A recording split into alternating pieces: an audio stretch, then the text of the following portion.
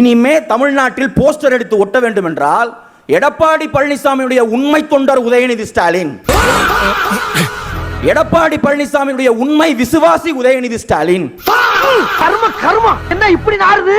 எடப்பாடி பழனிசாமியை ஆட்சியில் அமர வைக்க போகிற முன்கள தளபதி உதயநிதி ஸ்டாலின். தம்பி இடுமாவன் கார்த்தி சொன்னாரு, தளபதி விஜய் அவர்கள் எதற்குமே பொறுப்பேற்க மாட்டாரு அப்படிங்கிறாரு. ஐயா, நீங்க படுதோல்வி அடைஞ்சு 4% வந்ததுக்கு தளபதி விஜய் அவர்கள் பொறுப்பேற்கிறார். சிங்கப்பூர்ல சுற்றுலா போயிருக்காருன்னு பார்த்தா அங்க போய் ஆஸ்பத்திரியில் படுத்துட்டு ஒருத்தர் போஸ்ட் கொடுக்கிறாரு, ஏவா வேலுவான். என்னையானாக்கா நெஞ்சு வலி வந்து விட்டது. என்னடா அவார்டா கொடுக்குறாங்க, இப்படி ஆக்ட் பண்றியா? ஒரு நாள் கூட சிஎம் ஆக்கி விடக்கூடாதுன்றதற்காக தொடர்ச்சியாக நீங்க முயற்சி எடுத்திருக்கீங்க. இன்னைக்கு 10 பேர் அதுக்காக கைது செய்யப்பட்டிருக்காங்க. 180 கோடி வரைக்கும் பேரம் பேசிட்டு வெக்கம் இல்லாம நீ வந்து குதிரை பேரம் நீங்க பேசுறீங்க. வெக்கமா இல்ல? தளபதியோட அண்ணன் விஜயகாந்த் அடிச்ச அடியில எதிர்கட்சியா தான் வரல, தளபதி அடிச்சாரு, எம்எல்ஏவா கூட வரல ஒருத்தர் குளத்தூர்ல. சகோதரர் கல்யாண சுந்தரம் அவர்கள் சொன்னாரு, இது வெறும் ஏமாற்றமா தான் இருக்கு அப்படின்ட்டு. சிஎம் ஆகலான்னு ஆசைப்பட்டார் எடப்பாடி, நடக்கல, ஏமாற்றமா தான் இருக்கும் உங்களுக்கு. நீங்க தாவேக்க ஆட்சியை பத்தி சொல்றீங்க, இந்த நெல்லெல்லாம் இதாகிட்டு இருக்குன்ட்டு. இப்போ 50 நாள் தான் இருக்கு ஆட்சிக்கு வந்து. 70 வருஷமா 2 கட்சியும் என்னத்த செஞ்சீங்க சொல்லுங்க.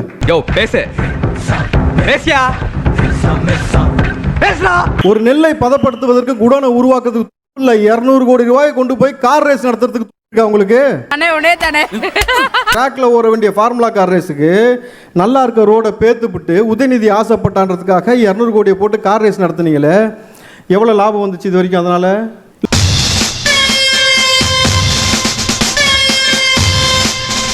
எவ்வளவு லாபம் வந்துச்சு? லாபம் வரும்னு வேற சொன்னாங்க. எங்க லாபம் வந்துச்சுன்னு எனக்கு தெரியும்.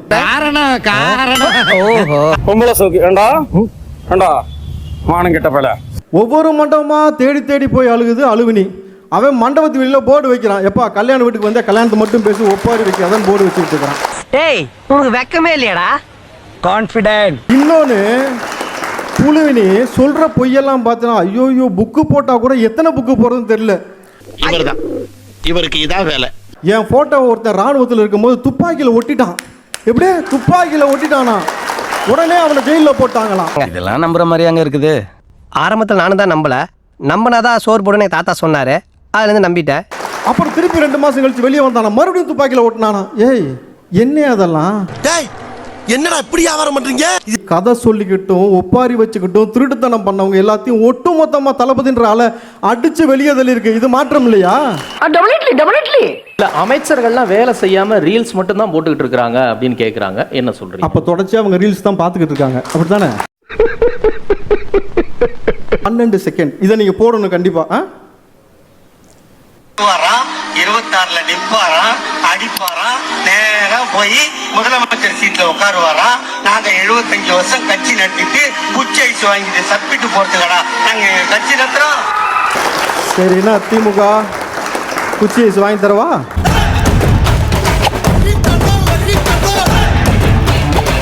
நேரா வருவாராம், சிஎம் இருப்பாராம், நாங்க குச்சி ஐஸ் வச்சு. இப்ப எங்க உட்காந்துருக்காருன்னு தெரியல, நிறைய குச்சி ஐஸ் வாங்கி கொடுத்துருக்காங்க போல நம்ம பசங்க. 2 வருஷம் செஞ்சா பயிற்சி, ஒரு 5 வருஷம் எடுத்தா முயற்சி, 15 வருஷமா ஒண்ணுமே சீண்டாம ஒருத்தர் போட்டு உட்காந்துருந்தாங்கன்னா, ஐயா 15 வருஷமா ஒரு இடத்துல அப்படியே கிடந்துச்சுன்னா அது போனோம். சோத்திரையும் அடி வாங்கியாச்சு, சேத்திரையும் அடி வாங்கியாச்சு. இத்தனை பட்டு இன்னும் திருந்தலே குரு. மாற்றம் எந்த அளவுக்கு நிகழ்ந்திருக்கு? அவங்களுக்கு 8ல இருந்து 4ஆ மாறி இருக்கு. பெரிய மாற்றம் தானே? இங்க எந்த அளவுக்கு மாறி இருக்கு? திமுகல ஸ்டாலின் அவர்கள் கூட வந்து எம்எல்ஏவா ஜெயிக்க முடியல. அது அடிக்கடி சொல்லினே இருக்காரா? திமுகவோட மோசமான ஆட்சி காலம் என்றால் 2006 2011. அதிமுக ஆட்சியிலே மோசமான ஆட்சி காலம் என்றால் 91 96. இந்த ஆட்சியை விட மிக மோசமான ஆட்சியாக இந்த தாவேக ஆட்சி இருக்க போகுது. 50 நாள்ல அது தெரிஞ்சிருச்சா? 50 நாள்ல அது தெரிஞ்சிருச்சா? ஏன் அசிங்கப்பட்டு விட்டா நீ? என்ன 50 நாட்கள்ல ஒரு ஆட்சியை மதிப்பிட முடியாது முழுமையா. ஆனா ஆட்சியோட திசைவழி போக்க சொல்லிடலாம். திமுக என்ன பண்ணும்? பாஜக எதிர்த்து பேசும், பேசிட்டு ஆதரவா செயல்பட்டுரும். ஆனா விஜய் எதிர்த்து பேசவே மாட்டாரு. ஏன்னு கேட்டா கடுப்பேத்தோட கம்முன்னும் உசுப்பேத்தோட உம்முன்னு இருந்தா வாழ்க்கை ஜம்முன்னு இருக்கும். கன்றாவியே உசுப்பேத்தோட உம்முன்னு இருந்தா வாழ்க்கை ஜம்முன்னு இருக்கும். இவ்வளவு பேசுறீங்க, மாற்றம்னு 15 ஆண்டுகளுக்கு மேலா பேசுறீங்க. ஆனா உங்களை மக்களை நம்பலையே, இவங்களை தானே நம்பி ஆட்சியில உட்கார வச்சிருக்காங்க.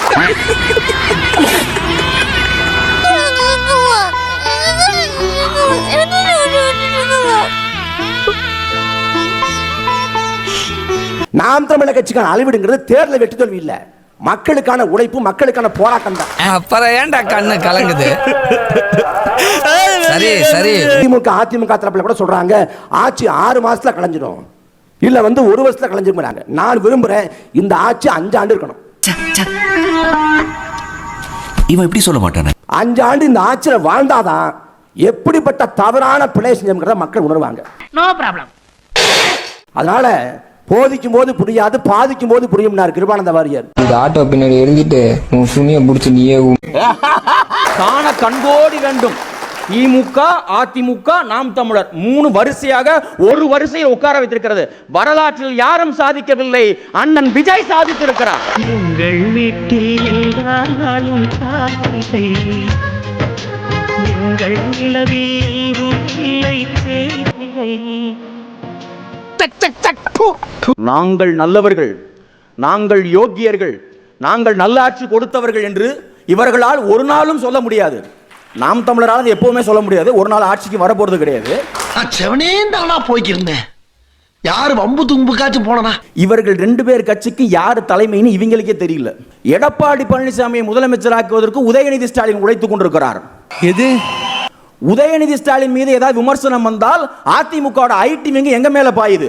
என்னங்க எனக்கு ஒண்ணுமே புரியல. அம்பாசமுத்திரத்தில் சீமானை நிறுத்தி வைத்து சட்டசபைக்குள் எங்களுக்கு எதிராக சதி செய்யலாமா என்று இவர்கள் கூட்டாலோசனையில் இருக்கிறார்கள்.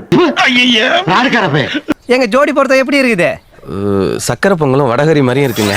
சக்கரை பொங்கலுக்கு வடகரி இல்ல பன்னிகேரி. அவர் எதை வேண்டுமானாலும் செய்வார். தன் மகனுடைய எதிர்காலத்துக்கு மட்டும் எந்த சிறு கேடையும் அவர் செய்து விட மாட்டார். மகனுடைய எதிர்காலத்துக்காக ஆட்சியை இழந்தார். மகனுடைய எதிர்காலத்துக்காக தன்னுடைய எம்எல்ஏ பதவியை இழந்தார். மகனுடைய எதிர்காலத்துக்காக தன்னுடைய அரசியல் வாழ்க்கையை ஒட்டுமொத்தமாக இழப்பதற்கும் தயாராகிவிட்டார். என்னை யாராலையும் அழிக்க முடியாது, நானே அழிச்சுப்பேன். இப்ப திமுகவுக்கும் அதிமுகவுக்கும் பொது முதலமைச்சர் வேட்பாளர் யார் தெரியுமா? எடப்பாடி பழனிசாமி. இதனோட பேய் கதை. இனிமே தமிழ்நாட்டில் போஸ்டர் எடுத்து ஒட்ட வேண்டும் என்றால் எடப்பாடி பழனிசாமியுடைய உண்மை தொண்டர் உதயநிதி ஸ்டாலின், எடப்பாடி பழனிசாமியுடைய உண்மை விசுவாசி உதயநிதி ஸ்டாலின், என்ன இப்படி நாறுது? எடப்பாடி பழனிசாமியை ஆட்சியில் அமர வைக்க போகிற முன்கள தளபதி உதயநிதி ஸ்டாலின். நன்றி, வணக்கம்.